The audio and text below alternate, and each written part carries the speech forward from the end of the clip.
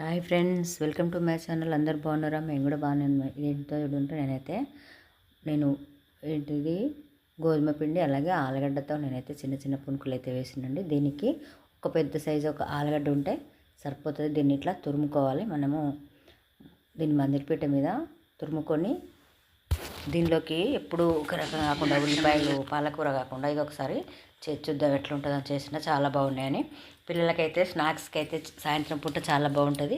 పిల్లలు పొద్దున టిఫిన్ తినకుండా మారం చేసే పిల్లలకు కూడా చాలా బాగుంటుంది. అయితే దీంట్లో కొంచెం గోధుమ పిండి అలాగే ఒక కప్పు గోధుమ పిండి సగం కప్పు బియ్యం పిండి అయితే వేసిన.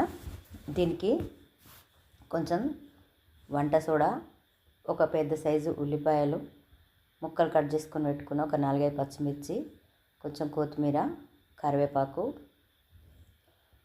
ఇవి వేసుకొని దీనిలోకి అయితే కొంచెం జీలకర్ర కూడా వేసుకోవాలి. ఇట్లా నలిపి వేసుకుంటే చాలా బాగుంటుంది. ఈ జీలకర్ర అయితే ఇట్లా నలిసి వేసుకొని దానికి సరిపోను ఉప్పు అయితే వేసుకోవాలి.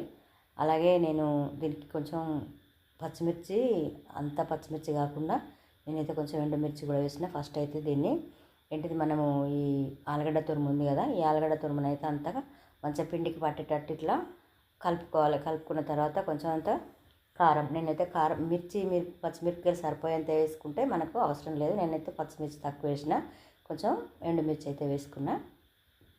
దీన్ని మంచిగా మనం బజ్జీల పిండి పునుకులకు ఎలా కలుపుకుంటామో మరి నీళ్ళు కొంచెం చూసుకుంటూ పోసుకోవాలి. ఒకేసారి పోసుకుంటే పిండి మెత్తగా అయితే మనకి రాదు కదా. మనం ఇట్లా మంచిగా మనకు చేయితో పునుకులు వేసి వచ్చే విధంగా ఇట్లా చేయి పట్టుకుంటే జారేలాగా ఉండాలి. ఎప్పుడు మనము శనగపిండితో కాకుండా ఇప్పుడు కొంచెం గోధుమ పిండితో కూడా ఒకసారి ట్రై చేస్తే ఎట్లుంటాయని చూసినా చాలా బాగా వచ్చినాయి. ఇట్లా చిన్న చిన్న పునుకులు చేయితోటి వేసుకుంటే చాలా సూపర్గా ఉంటాయి.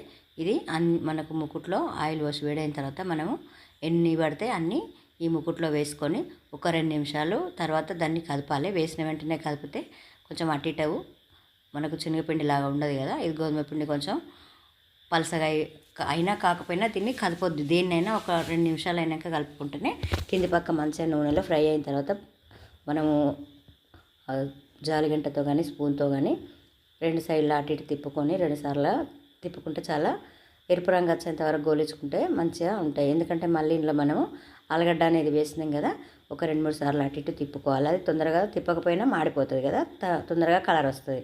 ఇట్లా మనము మంచిగా 2 పక్కల ఎరుపు రంగు వచ్చేంత వరకు ఇట్లా కాల్చుకుంటే చాలా సూపర్గా ఉంటాయి. దీనిలో మనము బియ్యం పిండితో కాకుండా గోధుమ పిండి బియ్యం పిండి కాకుండా వట్టి గోధుమ పిండి అయినా లేకపోతే వట్టి బియ్యం పిండితో కానీ, బియ్యం పిండి వేస్తే ఏమవుతుందంటే గోధుమ పిండి కొంచెం మెత్తగా ఉంటాయి కదా, బియ్యం పిండి వేస్తే కొంచెం పైన కరకరలాడుతూ ఉంటాయి కనుక అందుకే కొంచెం గోధుమ పిండి అయితే వేసుకోవాలి.